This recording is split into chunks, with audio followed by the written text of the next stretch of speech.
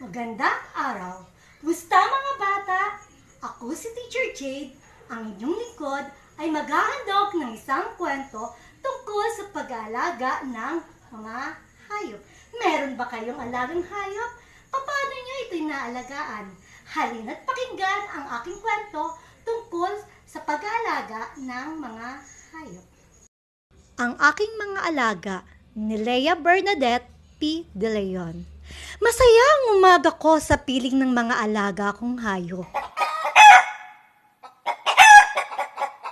Nanggigising na tunog mula sa aking tandang.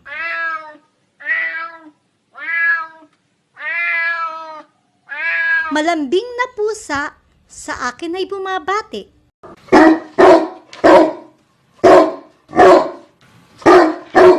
Sigaw ng asong bantay ng bahay.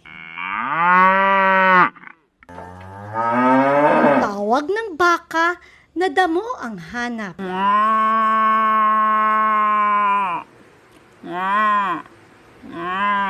Nagbabadaling sigaw ng masipag na kalabaw na kay tatay tumutulong sa bukid.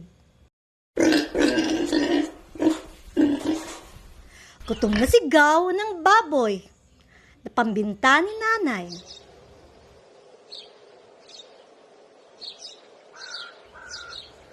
Awit ng mga ibong aking pinatutuka. Ang sabi ko na lang, ang mag-alaga ng hayop ay sadyang kasiyasiya.